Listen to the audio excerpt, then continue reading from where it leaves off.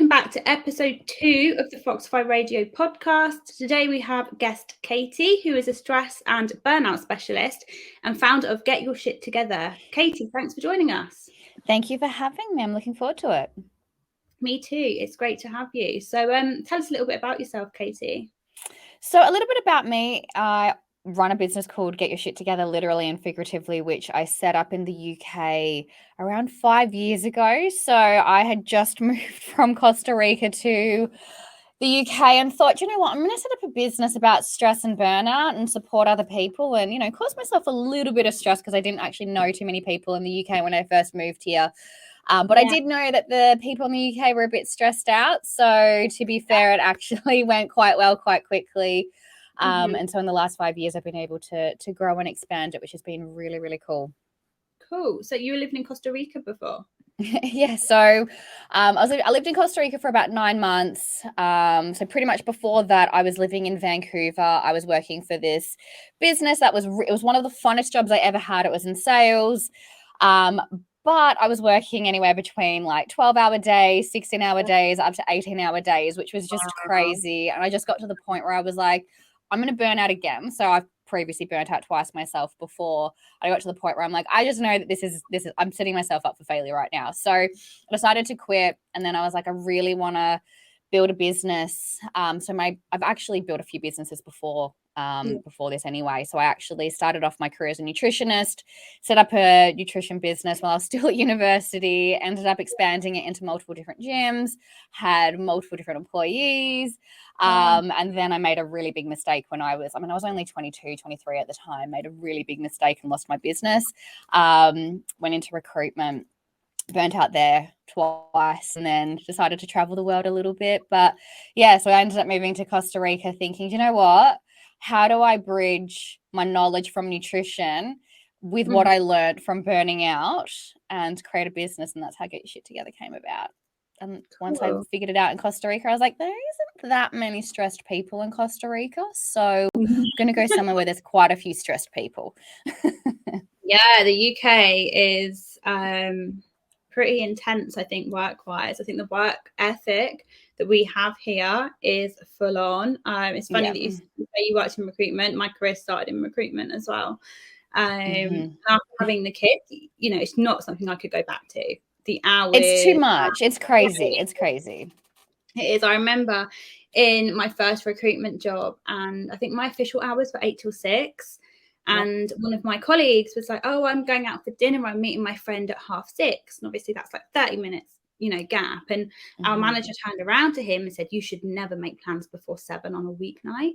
Like, our finish time was 6, but this expectation that you'd stay until at least 7, if not later, was the norm. And I think that's really common in some of the bigger and even smaller, to be fair, recruitment companies. Yeah. So when I started, it was 2012, 2011.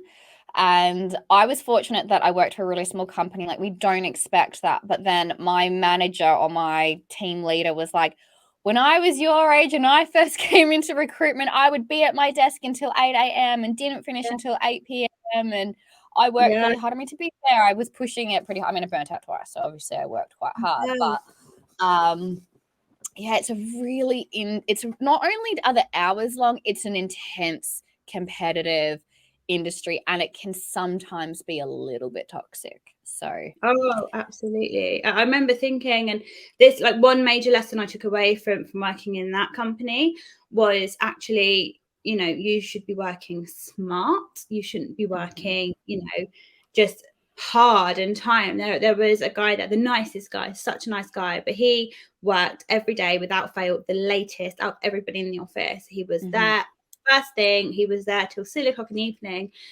I'm not joking when I say during the sort of 18 months that I worked there, he did not close one deal. Yeah, it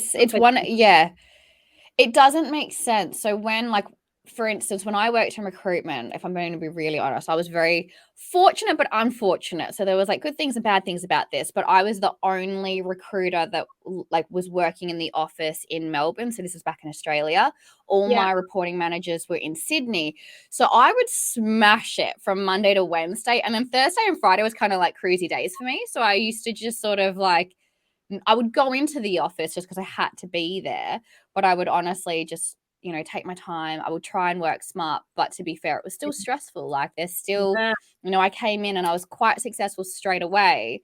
And then because I was one of the youngest people in the team and I was one of the only females in the team at that time, there was bets on me on when I was going to quit, when I was going to make a deal. I was told you're not going to make a deal within the first 6 months. And I'm a very competitive soul. So like, I was like, I'm not going to make a deal, am I? So within the first month or two, I think I was on, like, I was starting to, I build straight away. And then probably about 2, 3, 4, maybe in the 6-month period, I was actually getting to the point where I was starting to creep up on the top performers. So just to prove a point, but it was stressful. Like I put a lot of pressure on myself. I put a lot of, you know, I was really motivated and driven to be successful, but it wasn't sustainable. And I saw a lot of people in recruitment just not working sustainable hours. And they always say it's like swings and roundabouts. And it's like, yeah, but how do you deal with like the downs? Because the ups are easy to deal with, but what about the downs? You're not going to have a great month every month. And when you don't have that, it's stressful. And, you know, if you don't have the tools to deal with it, recruitment or any sales job or any working under any type of pressure, if you don't have the skills, it's going to be disastrous. Yeah, absolutely. Like I say, when I had the kids, well, you know, my eldest, I quit recruitment completely. It just, you know, that sort of sales job, that sort of, you know, real target driven environment where it's, you know, a real work hard, play hard environment. In my experience, you know, you're expected to go out for after work drinks and, you know, stay late and then get up first thing in the morning and back in the office. And with a child at home, like that just became impossible. You know, nursery is set hours. I can't just, you know, stay late and not pick up my kid from nursery, you know? No, you can't do feel that. like for me, I completely get where you're coming from with that. I think people don't realize how tough sales can be until you've worked it, right? It's such a high pressure environment. 100%. Yeah, definitely. So you're a bit of a serial entrepreneur then. If you had your first business back in uni, that's impressive. Well, it was kind of out of necessity at the time. So I was doing a double degree and I took some time off to do my exams because they were just intense. And then when I came back, I realized I didn't have a job. And I was like, well, what am I going to do for money? Because I need to be able to pay for my petrol. I need to be able to pay for my books and my university. And then I was already working at the gym and I'd made a connection at the gym. And they're like, you're a nutritionist, right? I'm like, well, nearly. And they're like, why don't you just start like offering diet plans here? And I was like, yeah, okay. And then I think within 3 months, I had to hire my first employee. I was still at university at this stage. I had to hire my first employee. Like I was just selling diet plans and it ended up just going from there. It was kind of, I fell into it, but I ended up just loving it. And at the end of the day, I was like, I actually like setting my own hours and working what I want to work on and being strategic like that. Like that really was exciting for me. Yeah, definitely. Do you know how many people I speak to who have set up a business and it is by chance they just fell into it because they need something at a point? You know, my journey is not all that different. I don't necessarily have, well, I suppose MDB technically, but I went self-employed through necessity. You know, I didn't really have many other options, and you need to make money, right? Yeah. And I think because I was doing a double degree at uni, I had such a small amount of hours that I could actually work. So it didn't suit when I was looking for part-time work. They're like, you need to be able to work like, maybe it was only like 2-3 hours, but it was like, you need to be able to work like 5 days a week. I'm like, I can't because I'm at university like 4 or 5 days a week. So I had to fit in. It was one of those things. Yeah. So you went to university in Australia? Yeah. Why did you leave Australia? So I always wanted to leave Australia. This is going to sound really strange, but I grew up just never feeling like it was home. And it's like the weird, I can't explain it. So I never felt like it was home. So I was actually born in the UK, but my parents moved over there when I was 2. And so that's where the Aussie accent comes from. But technically, I am British. But yeah, I just remember like living there and just being like, I don't know why this doesn't feel like home. It did, and it also didn't feel like. So Australia is really far away from everything. The time zone's really difficult. So if you do want to expand a business or you want to work in different time, like with different countries, it's a nightmare. Like you're having to stay up really late and it doesn't work out very well. So there was just, I felt really limited on what I could do. Yeah. And so And then I met my fiance, who's like, he'd been traveling for 10 years by the time I met him. And he was just like, just let's leave. Let's just go somewhere else, see how you do. And then I knew the minute I left Australia, I was never coming back. Everyone's like, we'll see you in 2 years, because I had a 2-year working visa in Vancouver. I'm like, nah, no, I'm not coming back. And I've only visited once since I left. So Wow. Do you think some of that feeling of like maybe not feeling like home is because you are British? Do you think culturally your family was a bit different maybe? Culturally, my family was very different. So like, if you come to my house on Christmas Day in Australia, it can be 35 degrees outside and my mum is 100% making a roast. We do all the British stuff, like we really do. But I don't know, it's just a different culture. It's really funny. Everyone's like, it's super laid back. I'm like, it is, but it's not. But it's just, I just felt like I had less opportunities there. So I don't know, but I love living in the UK. Like I do. Like I've moved here and I'm like, no, this does actually feel like home. So it's very weird. No, that's great though. It's great that you I don't know what the word is. I suppose you figured out what was missing and you've managed to do that, and then be happy in the UK. So I think for me, like, the UK is home and I can't really imagine living anywhere else. So the thought of like upping and moving across the world for me feels terrifying. If a job or an opportunity came up, of course I would take it, but I would be very scared. No, it's really weird. It's really weird. I've loved it, so I'm quite happy that I've been able to move here and had the opportunity to reclaim my citizenship. Like that's been really good. So I've got dual citizenship. So I think that's very fortunate. Like I didn't realize how fortunate I was until I was able to move here. And I know a lot of people, like a lot of my friends want to move to the UK. Like we just can't, like. And it's vice versa. A lot of people in the UK want to move to Australia. I'm like, trust me, you'll get there and then you'll love it for a couple of years and then you want to come home. Trust me. Funny. So tell us a bit more about Get Your Shit Together then. So that's your current business. You've been running that for how long? So I've been running Get Your Shit Together for about 5 years, maybe a little bit longer. So I started it when I was living in Costa Rica, so sort of towards the end of 2017, but it didn't really make proper impact until I moved to the UK at the beginning of 2018. And so when I first started, I literally moved to the UK. I had $10 in my bank account, not £10, $10. So it's like five quid in my bank account. So I had to make it successful immediately. And so I literally just came in and said, I didn't really want to do one-on-one coaching, but I ended up having to do it because that was the easiest way to get cash in. And so I got my first 3 clients within the first month.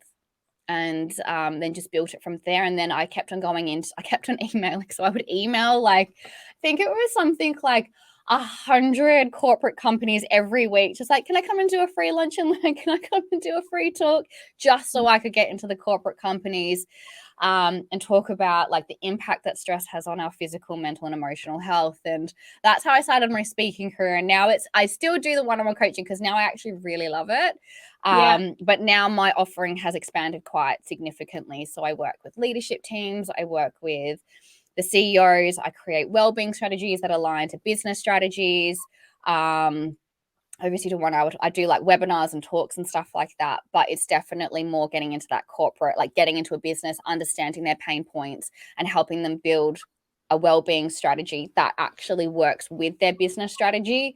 Because what I've really figured out really, really quickly is if you have a well-being strategy, which a lot of companies do have, but they haven't looked at what the business goals are and what the business outcomes are, there's usually two very conflicting two conflicting strategies playing out at the same part, and the well-being strategy will always fall by the wayside because unfortunately businesses do need to focus on the bottom line. They understand that people are important, but when they can't wrap their head around how to build the people element into their business strategy to make sure that people are okay, that's where it goes a little haywire for them. I feel like that's something actually we're seeing a huge shift in culturally, and I think actually the pandemic, I could be wrong, but my personal sort of view is that the pandemic had a huge impact on that because people had no choice but to allow people to work from home. And you're starting to see this shift in a work-life balance, I think. And a lot of people I know have seen their companies, also I haven't worked in a company for years, so this is all secondhand conversations I've had, but they've all found their employers so much more flexible. Obviously, you get the odd one. I feel like, sales and recruitment sort of roles are still in that sort of space where you have to be in the office, you have to be staying late. But I feel like a lot of companies that previously would have maybe been a bit scared of, wellness and trying to encourage that work-life balance and happiness for their employees, I feel like maybe that's shifted slightly, actually. It really has. So when I first came here, 2018, 2019 was two very interesting years, because I'd go into these corporate companies, and I'll never forget going into this recruitment company. They were a very big recruitment firm, and one of the directors was like, we really want to get Katie in. We want to get her to work with our team. And then the CFO came in, and he did not want to hear a word I was saying, which was like, I really want to lower your absentee rate. I want to increase, your attrition rates. Like, I want you to maintain your staff. I want to make sure that your staff, like, because at the time that their turnover rate was at like, I think 30%, maybe 40%, which is super high, which is probably normal for recruitment and sales roles, if I'm being really honest with you.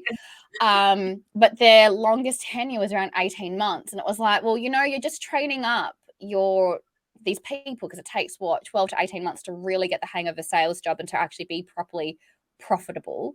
And then they'd go off and go to a competitor. I'm like, so you're pretty much training your team to go to compete against you. So I don't know why you're doing that. This guy did not want to hear a word I was saying. And he was like, you're just going to tell my staff to take days off. You're going to tell my staff to have doona days or duvet days. And, like, you're just going to encourage them not to work hard. I'm like, no, very, very the opposite. Like, I'm going to tell them how to work hard without burning out, so you're not losing staff.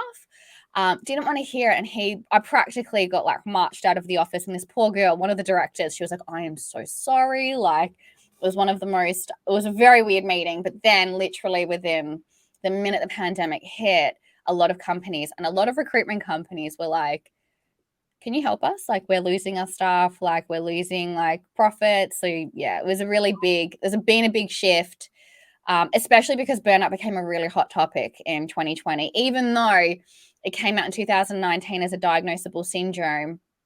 It didn't really take into effect until 2020.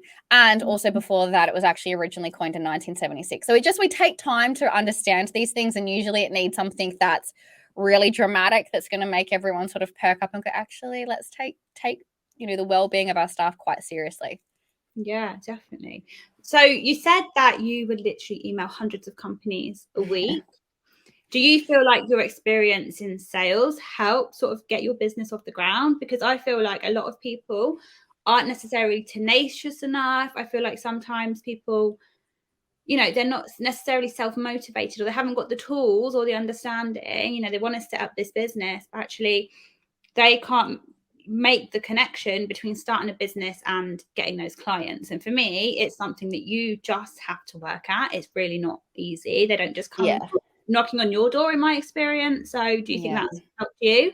100%. So every sales job I worked with, we had KPIs. So I was always really, like, I would figure out what I personally needed to do. So this is something that a lot of salespeople don't do. They'll follow the script of what like their managers are saying. It's like, you're going to make 100 calls to get this, to get that. And I'd be like, actually, what if I could make 10 calls and get the same amount? So I would try and figure out ways to work smart, but 100% I would figure out what I needed to do to get my conversion rates. But I was doing that when I first set up my first business. So I think it just came naturally to me in a certain way. So like when I would go into the gym, I'd be like, okay, I've met with like, 10 people today or whatever it was, like over 2 days. I was like, how much are they converting? Like, what can I do better to make them convert at a higher rate? But I definitely think a lot of people that set up businesses, they don't have that, what I just call baseline. You've got to have your baseline level of what you've got to do on a day-to-day basis just to bring in business. Like, you can't just expect to whack up a website, post a thing on LinkedIn and just hope people are going to come to you. No, you've got to go out, and there's definitely better ways to do it. I think cold calling can serve a very good purpose. Like, I've definitely done a lot of cold calling in my day, but you've got to go out and find it. You've got to connect. You've got to network. You've got to get yourself out there. Speaking as somebody who literally had no business connections whatsoever in the UK until 5 years ago, you've got to go out there. Like, even if you do have business connections, lean on them, talk to them, like find ways to like get connected to the right people. It's just, You can't just sit down and, you know, wait for it to come to you. And you've also got to figure out what's working and not working. And a lot of business owners don't want to do that. They want to do what makes them comfortable rather than finding the things that they have to do that make them uncomfortable. Yeah, it's funny you say that, because obviously Foxify, so this podcast is sort of around Foxify, but we recently did a partnership deal with Tyson Fury, which, you know, is massive. And so many people have asked Danny, like, how did this happen? How did this come about? How did you get a partnership with Tyson Fury? And, you know, the simple answer is he didn't expect it to come to him. He, you know, he's sales through and through. His background, he's been, you know, he started in sales, and he, you know, in any company he goes to, he's been crazy successful in that area. And I think he does have this sort of tenacity and this drive and like these minimum expectations actually of himself. And without those, you can't expect, you know, the big clients to just walk in, or, you know, the big celebrity partnerships to just appear. They're not going to. No. And I think actually, whilst I don't think people ever, you know, they're not children, I think I want to be a salesperson when I grow up. I think there is such, you know, there's such great skills that can be learned from that. Yeah, no, I will say, if anyone comes to me and says, I want to set up a business, the first thing I said is, have you worked in sales? And if they say no, I'm like, go do 18 months, 2 years, 3 years in a sales role and you'll be fine. Yeah. Maybe longer if you don't catch on that quickly. But a sales role, if you go for a good sales company where they teach you like proper sales cycles, how to do certain things, especially cold calling, learn how to do a cold call, because that will absolutely make you feel so much more confident in any setting. But I think you have, like, honestly, I know people can start up business without sales, but for me personally, I don't think I would have. I wouldn't have had the skills. Yeah, I think you're absolutely right. I think, you know, it's so easy just to sit there and, like I said, expect the business to come to you, but it isn't. You know, you need to go and get it. You need to, you know, create those leads, do the business development, essentially. You know, it's not going to come from nothing. 100%. So yeah, it's super important, I think. And I think, yeah, probably something that's overlooked when people start their own businesses. So when you started Get Your Shit Together, you're in Costa Rica. And so what was the concept behind, like, the name and stuff? Obviously it's quite catchy, definitely stands out. Where did the branding come from? So the branding came from, it's such a funny story. So because I burnt out twice, I ended up with really severe health issues. I ended up with like brain fog, couldn't take in information. For me personally, I think in my mind, I'm quite quick, like, and speedy, and I can take in information and react at an appropriate stage. But I literally could remember being in meetings and being like, I have no idea what you're saying to me. Like, I can't comprehend. Like, I know you're saying words, but I can't take in what you're saying. It could literally be like, hey, how's your day? And I'm like, I have no idea what you just said to me. It's like, there was nothing there. And then I was so unwell. I had severe gut health issues. I just had a lot going on at the time. And every time I would be like, wake up in the morning, I'm like, geez, I just need to get my shit together. Like, I just need to get my shit together and I'll be okay. And so essentially, it was literally me whispering to myself on a day-to-day basis when I was like trying to overcome burnout and trying to like just get through that while functioning as a human being. Was literally just it whispering to myself saying like, got to get my shit together.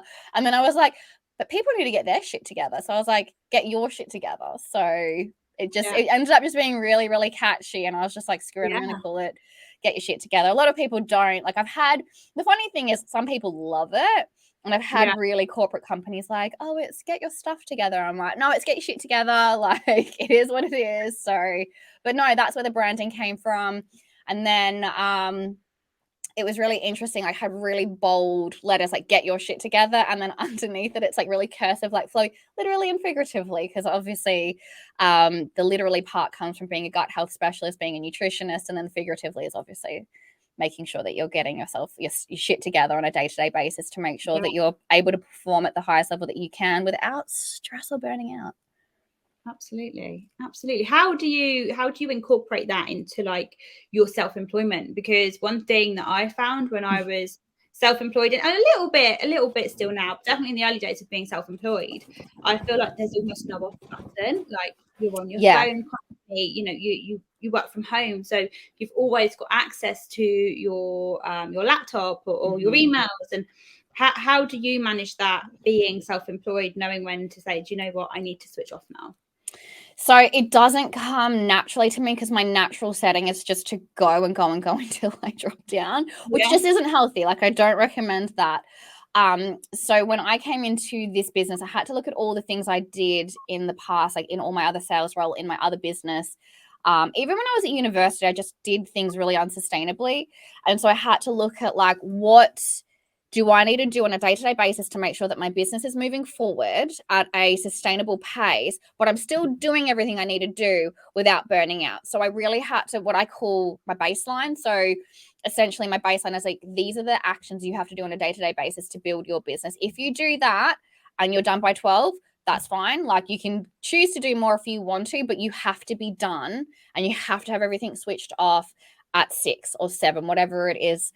You know, if let's say I have to work until 7, which I've got to tonight, that I might just not start until 10, but I can only work a certain amount of hours, just because I know myself, if I go past a certain amount of hours, I will continue. And I just have to have really strict boundaries on myself on, like, start times, end times. And then every single person that I work with has to just get it. Like, they have to, if you don't want to fit into that sort of realm, like, I won't work with you. Yeah. But it is hard.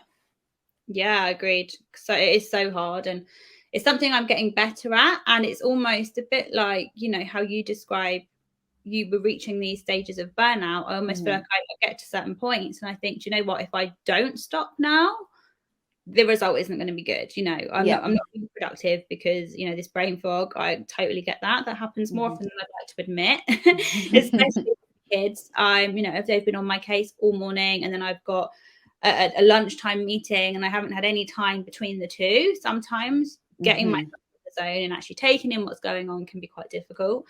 It is hard. Like, I'm not saying it's easy, but you've also got to figure out how you work. So how I work isn't going to be how everyone else works. Like, every single one of my clients, I sit down and I'm like, what's the best for you? And I can usually pinpoint where I'm like, that's not sustainable, but this is sustainable. And I think it's being able to understand, what are you in it for? Like, do you have a deadline? Like, sometimes when we have deadlines, like, don't get me wrong, if I've got something that I've got to do, I will stay up late and do it. But then I'll just make sure that I'm taking the breaks necessary to restore from that. But it is hard. And I will say, working parents definitely have it harder than people that don't, because you've got you're working, you've got 2 jobs, like 2 full-time jobs. It's tough. I think I remember pre-children thinking I had it hard, like particularly like in these recruitment and sales environments, and then trying to balance, like I said, I'm lucky that I can do my job around my kids, and that's, you know, the main focus for me of like being self-employed. But it's still difficult. And, you know, everyone's got stuff though, right? Everyone's got, you know, a house to try and keep.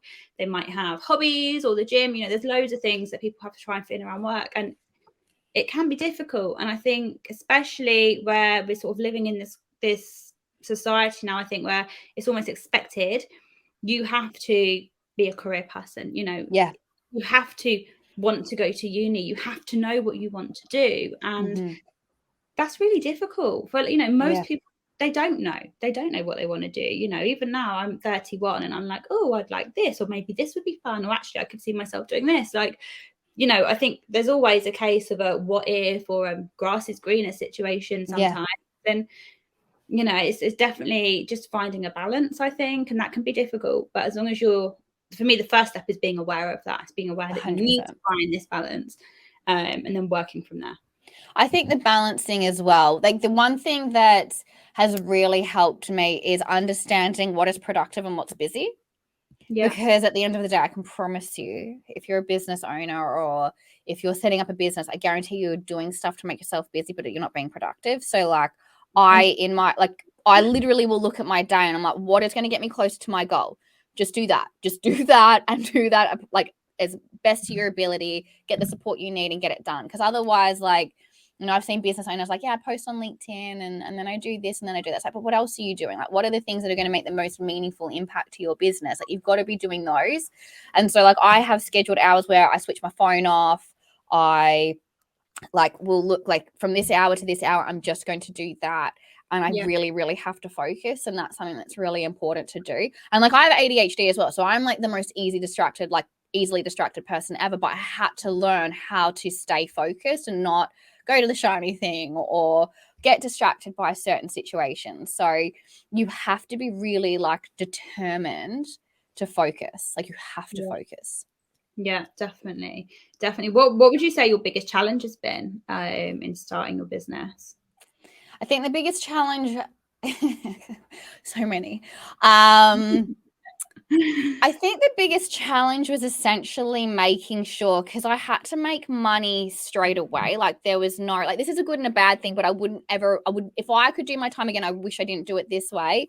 I put myself under so much pressure to have to be successful immediately. And I was very fortunate that I was, but I had to continue that because at the end of the day, my fiance couldn't work here. So I had to make sure that I was paying the bills. I was doing everything I possibly could. And he did what he could, but it's really difficult in this country if you don't have a visa.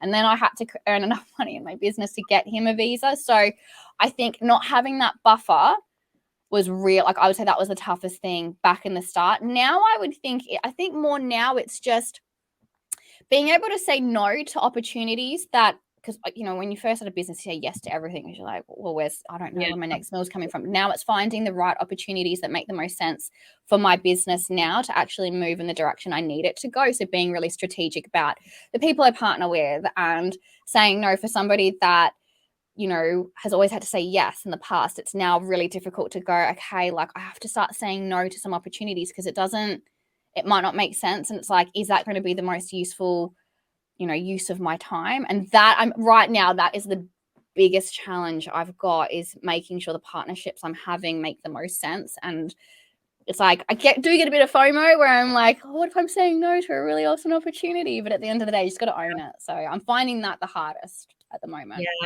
Yeah, I completely understand. I remember, so I've done freelance marketing. That's sort of what I've done as a self-employed person. And I remember at first saying yes to like every tiny request. And it came a point where it was like, actually, is this worth my time? Is this the right thing for me to do? Does this fit with what I'm trying to achieve?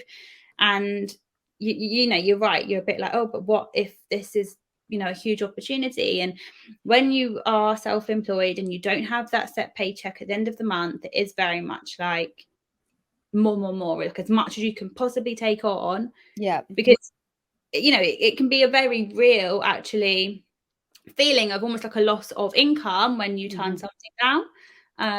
Well, it's the feast or famine mentality, right? So it's like you don't know where your next meal's coming from. So you just try, it's like, well, I've got a feast now just in case like next month's quiet. But that's the most damaging thing that you can do for your business, because what ends up happening is that you can't strategically create your business and actually go, okay, cool, what's working, what's not working, because you don't give yourself the space to figure it out. It's like such an easy thing to get into the habit of doing. Yeah, absolutely. And it can be terrifying, I think, when you first have to start learning to say no, or actually this is the right time for this, or what have you. But yeah, it is crucial. So what would you say the biggest lessons you've learned as a business owner, obviously that aside? So I think the biggest lessons as a business owner is really, really understand the direction you want to go in and the impact you want to have. I think a lot of people look at businesses like initially it's like, I just need to make money, or I just want to be rich, or anything like that. But go in with the mentality of like, yeah, you want to make some money. I want to make money too. I totally get that. But actually understand the impact that you want to have, and also how do you want to structure that, and what kind of people do you want to work with. So I think for me, the biggest lessons I learned was actually getting my core values straight away and understanding the kind of people I wanted to work with. That made it easier, and ended up having like understanding my ABC clients. And I think that was my biggest lesson, was just being able to do that, because I didn't do that in my first business. I just worked with any old gym, any old person. And I got to the point where I'm like, no, like figure out what impact you want to have. How are you going to have the biggest impact? And how can you structure your business to be able to do that? And I think getting those core values is really, really important. And I do a lot of work with all the companies that I work with and the clients I work with, helping them understand that as a core foundation. That's really important. But that was one of the biggest lessons I've learned. And I think the other thing is as well is you're going to have some really shitty months, like you just are. And I think it's being able to accept that before you go into it and understanding like the shit months are going to come. But if you push through them, you're going to learn the biggest lessons from the shit months, because you're going to learn to be more productive. You're going to know what's going to have the biggest impact on your business. Yeah, definitely. Do you know, one thing I had to learn massively, like going into adulthood, as a child, I was such a quitter. Like I was such a quitter. If I didn't like something, or if something got a bit tough, I quit. So like, you know, dancing, ballet, I had violin lessons, I quit those. I went to brownies, I quit that. Like as soon as anything became a little bit tough, that was it. I was out. And that was obviously just, you know, that's just a personality trait. That was just within me. That's something that I always did. And as an adult, actually having a bad month, I can't just quit. You know, you have to push through that. And I think people quit way too early. Like I genuinely think a lot of people quit way too early. Don't get me wrong. I've had moments where I've not wanted to do this. I'm like, this is hard. Like I don't want to do this. But they're the months that I become the most resourceful, the most resilient, the most like most driven. And I think that's really important. I think so many people quit. Like I've spoken to a few business owners. Like I've so lucky I caught a couple of my clients just before they're about to walk away. I'm like, no, you're on the verge of like greatness. You just need to put the right processes in place. But yeah, a lot of people, it's like you see those social media things. It's like, if you don't like it or it's not working, just quit. It's like, sometimes you do need to quit. I totally get that. But then there are times where I'm like, but you're probably going to learn the biggest lessons if you don't quit, because it's hard. It's challenging. You've got to lean into the discomfort and make it work. Yeah, absolutely. And what is the stat? Something like 95% of businesses fail in their first year. Is it first year or first 5 years or something like that? Yeah, it's a massive percentage, and it does make you wonder. Well, what did they fail because they weren't viable, or did they fail because actually it just became a bit too difficult? You know, and I think a lot of businesses fail. I think there's a magnitude of reasons, but I think the biggest things is people don't have the right systems and processes in place. I think they don't know how to deal with stress and the pressure of running your own business. And I think they quit when maybe they should push forward. And sometimes you just don't have a great idea, and you think you've got a great idea because you've surrounded yourself with cheerleaders, and they don't have somebody actually going, what about this? What about that? You need somebody in your life to give you that feedback, and it's that constructive feedback. You don't want somebody that's like, you know, pushing you to the point where you like, you know, they're making you out like you're a bad person. You don't want those people, but at least having those people that can actually question what you're doing. Like, how are you doing this? Like, I've got somebody in my life that if I'm like, I come up with these crazy ideas, and they like will break it down and give me feedback and ask me questions, and it makes me really think clearly. And I don't, you know, I've seen people that build these businesses that have just surrounded themselves with cheerleaders, but no one being able to go, hey, have you thought about this? Like, what about that? And actually having the right people in place to actually hold you accountable is really important. But I would say that's a big piece. Yeah. You know, it's a great, I keep losing my words today. A great concept. It's a great point that actually, if you surround yourself with like yes men, essentially, who's ever going to give you the tough feedback? And sometimes you need that, right? You need to be 100%. Told this could be better, or actually I don't think that's going to work. And you need a good mixture of people, right? You need people that are going to build you up and give you that confidence, but equally you don't want that to be at the expense of actually coming up with something better or improving what you're doing. So yeah, it's, you know, it's an interesting thing that I think people probably don't really think about these things as important. You know, they think, oh, do you know what? I've got a product idea, or I can do this service and I can sell it and make this business. But they probably don't always realize actually the bigger picture that needs to be considered. Yeah, they get caught up in how much money they could make, not how much money they are making, which is usually zero. And I've seen that a lot. It's like, I could make this, and I'm like, hey, you're at step 100 when you actually need to just take the first step. Like, what's the first step you need to do? And I think this is where I see a lot of people just rush into businesses and not really think about the structure, the processes, the procedures, nothing like that. It's all the boring stuff that you don't want to do. Trust me, I get it. I hate boring stuff too. Like, I really don't like thinking about it, but it's stuff that's really, really important that's going to make sure that you're going to be successful. But I think people get caught up and was like, well, I could earn this amount of money and da da da da da, and then they live in that, and then they wake up every morning. It's like, well, why don't I have that 6-figure business or 7-figure business? Like, why don't I have that? Like, it's kind of like, well, what have you done? Like, you've lived in the moment that you are going to have a 7-figure business or a 6-figure business, but you've not put in the work to actually have that. And this is the other thing. A lot of people don't want to put in the work. Yeah, it's a lot of work. It is. And I think a lot of people think starting your own business or going self-employed, it gives you this freedom, right? And suddenly you've got these flexible hours, and there's this whole concept of quitting the 9 to 5 and all of this. But you need to be working more than 9 to 5, really, if you're 100%. trying to get a business off the ground. It's not going to come if you're working 10 till 2 every day. And it's tough, and the rewards come later, of course they do, but you absolutely have to put the work in the beginning. Yeah, and I think a lot of people think it was going to be a little bit easier. When I always see people on LinkedIn, like, I've quit my job and I've set up my new business, and I was like, oh, but I know it feels exciting, but I can promise you this, it's like a lot of work, and you've got to have that mindset to do it. And I think this is where we come back to what we were first talking about, which was in sales. If you've worked in sales and you've worked those long hours and you know how hard it is to get, because I think sales does teach you how to run a little business. Like, you have your own targets, you have to hit them. You've got your own clients you got to work with. But yeah, it's like, you've got to put in the hours, you've got to put in the work, and it's not going to be easy, and it is going to be stressful. So that's what I've noticed with a lot of people that want to set up their businesses. They don't want to put in the work.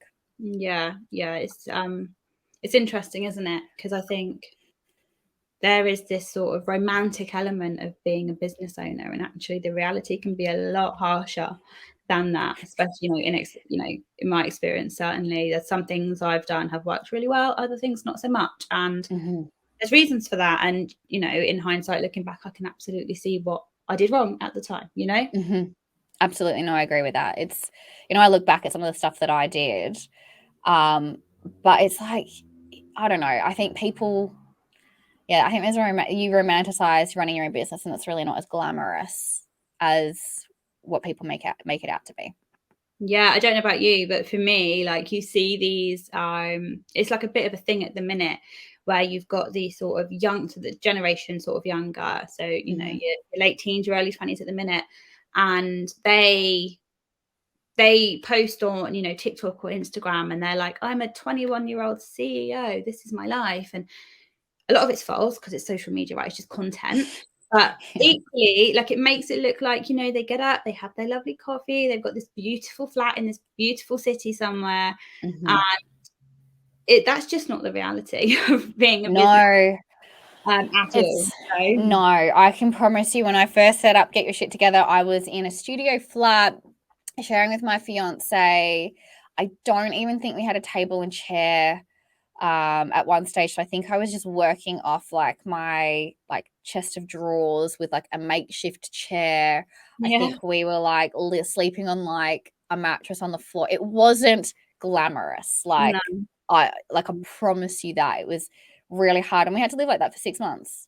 Yeah, that's crazy though. It shows like great character on your part, that you worked through that, and ultimately you've built a really successful business today because of that effort that you made back then. So yeah, well, it's a sacrifice, right? And I think that's another thing a lot of us don't like. When you work for yourself, there is a sacrifice you have to make, and you have to be willing to pay that. So like, sometimes it might be, well, I can't go out for dinner, or I can't buy my designer clothes, or I can't even just afford to go and grab a coffee, because maybe you need to reinvest everything that you're earning back into your business, and you don't get paid. Like, sometimes I don't pay I genuinely sometimes don't pay myself if I need to invest something into my business. And that's just the way it is. It is what it is. Absolutely. So what would you say that your sort of biggest tips or hacks are when it comes to like productivity, making sure that you're motivated every day, to really get up and crack on and do what you need to do? So the first thing that I tell anyone that wants to be productive, I'm like, don't wait for motivation, because motivation is fleeting. So maybe you've set a goal for on a Sunday night, like I'm going to get up at 6 a.m. in the morning and I'm going to run, 10 miles, and then I'm going to come home and I'm going to smash out 100 emails. I'm going to do all this before like 9 a.m. I promise you, when your alarm goes off at 6 a.m., that motivation is no longer there. Like, that is just not there. So what I always say to people is action creates momentum, momentum creates motivation. So what I say to people is have a morning routine which allows you to, one, don't go on your phone straight away because that's going to distract you. So switch your phone off for a good 30 minutes, if possible, upwards to an hour can be really, really good.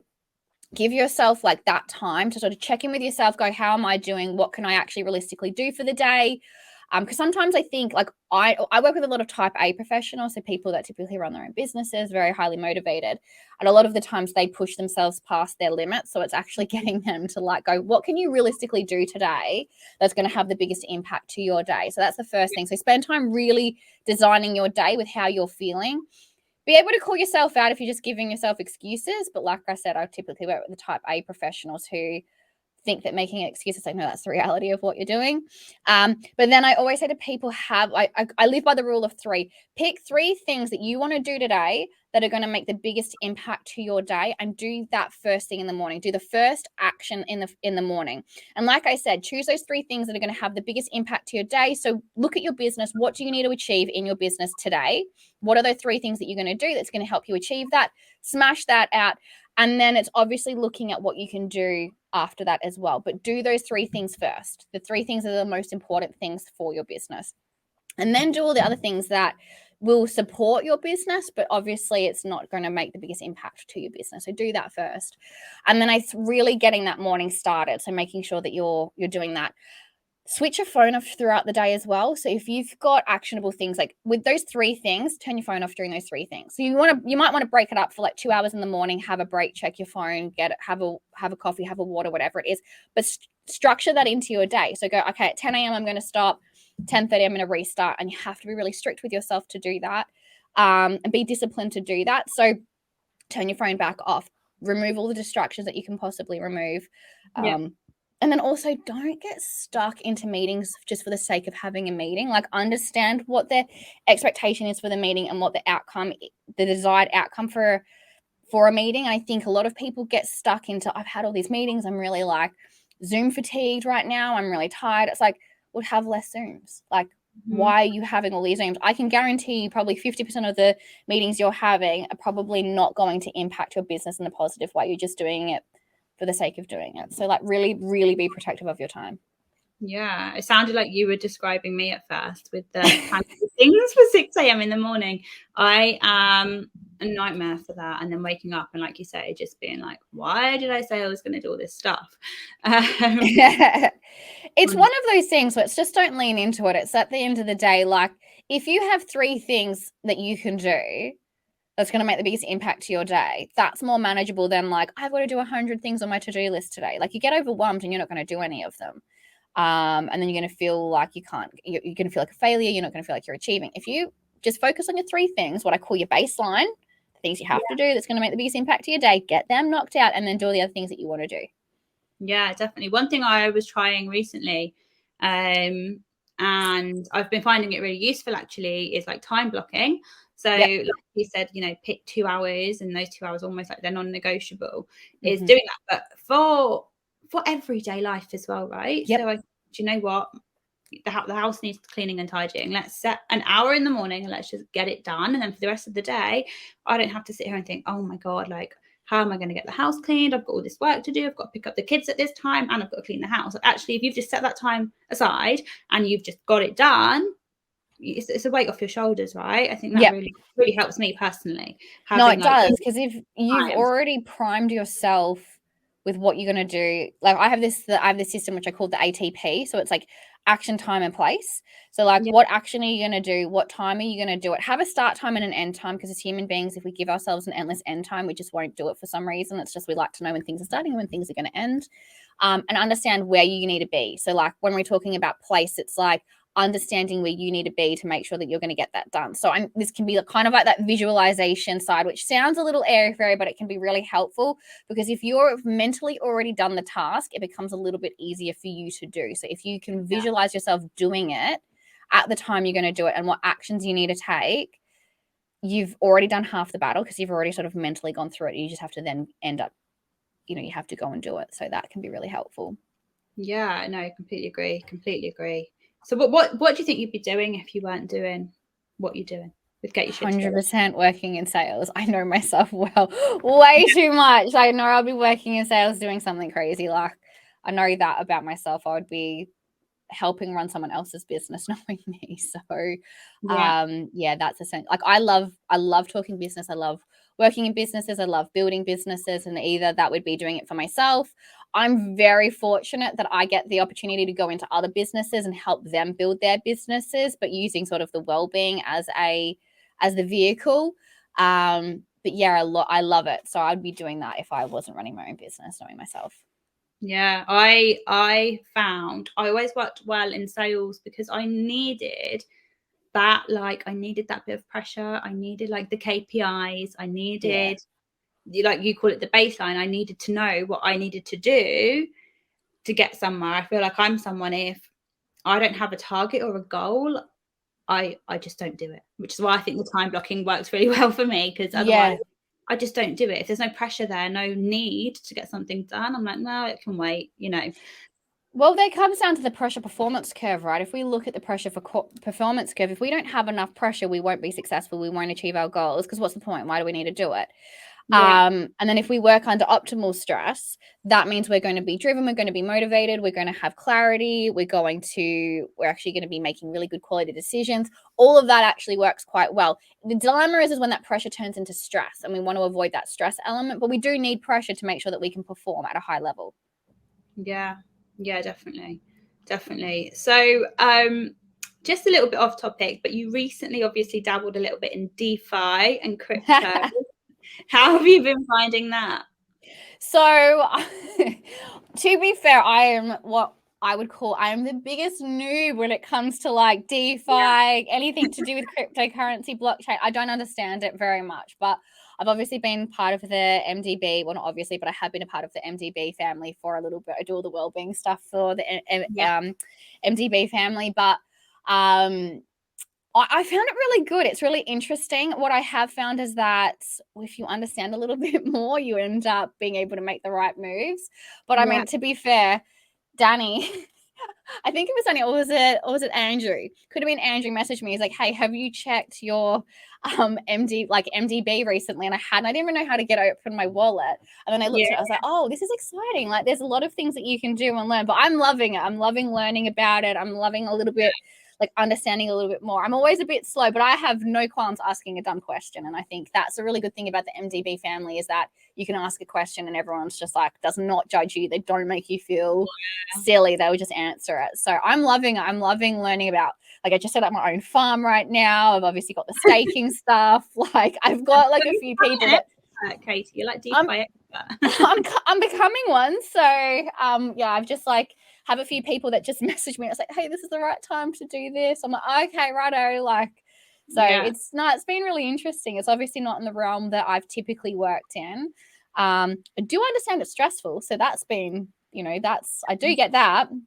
But I'm really loving it, actually. It's really interesting. And I'm wondering, because I don't obviously work with any other the cryptocurrency, as I do wonder if like the MDB is just a really good community just to be a part of if you're just wanting to enter, because it's like super supportive. Everyone just makes everything easy and makes it make sense. So I think I feel very fortunate that I've been able to be a part of it from the start as well, which has been really cool. Yeah. I think MDB is a great community. Everyone says it's super helpful, which is great. But like, considering that I'm a co-founder of MDB, I haven't actually been in DeFi very long at all. So, there's still bits that I'm a bit like, oh, I'm not 100% sure on that. In terms of like blockchain and Web3 technology. But it's a great space to be in. I think, Web3 tech in general is only growing, right?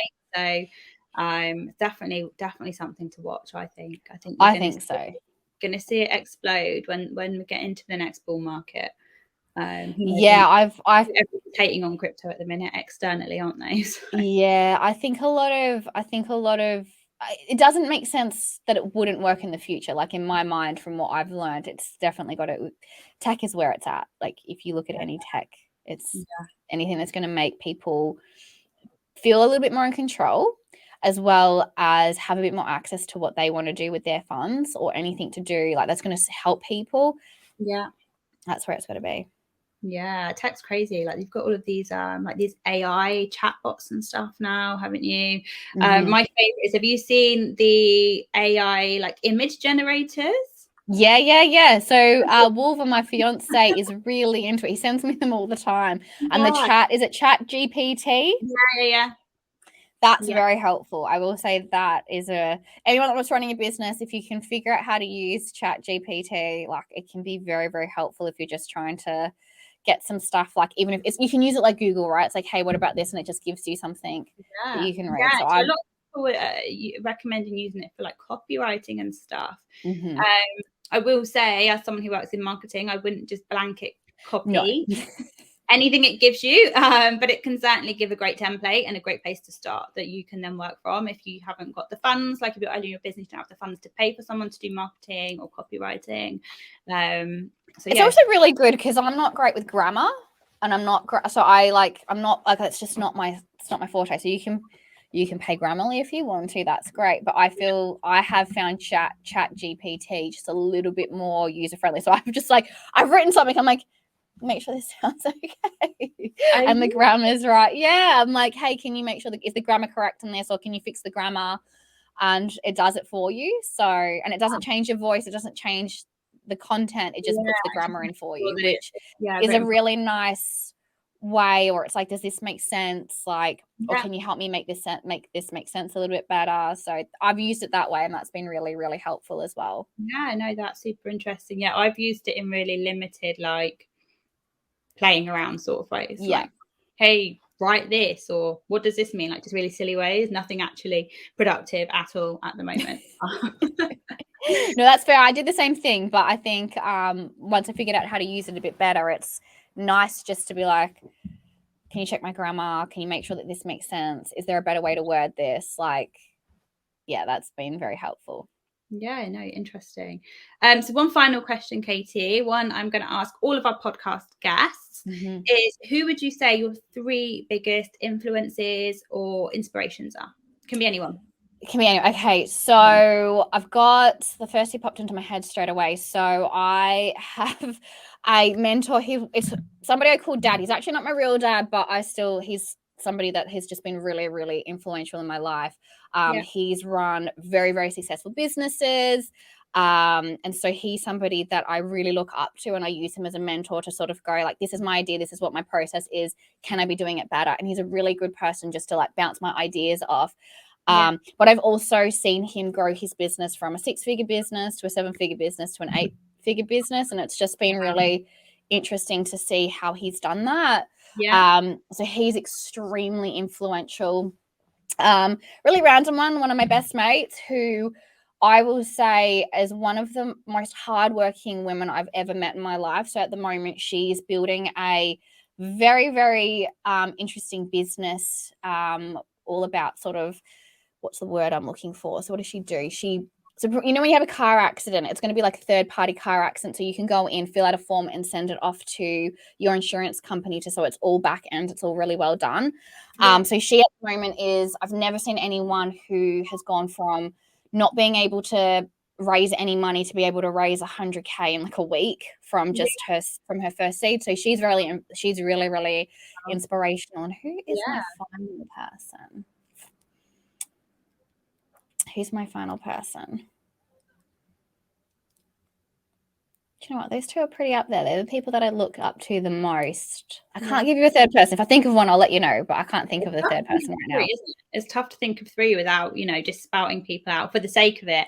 No, I agree. I think, I always have the, if I think about it, I'm like, oh, these books I've read and stuff like that, but it's just very situational. Actually, I'll give you my last one. Mo Gawdat, the guy that wrote Solve for Happy, and he's an engineer, And something that I really look up to him for is that he makes mindfulness into a process. And it's really interesting because you talk about mindfulness and you talk about well-being and mental health, and a lot of people can, especially if you are a very type A person, like mindfulness doesn't sit well with you, but he's made mindfulness digestible for people that are very process driven, that are a lot more analytical, I would say. And I really look up to him for what he's done. And if you know any part of his story, he's extremely inspirational for what he's done and how much he's achieved, and taken a really bad situation in his life and turned it into a really positive thing. So he's somebody that I don't know him personally, but definitely somebody I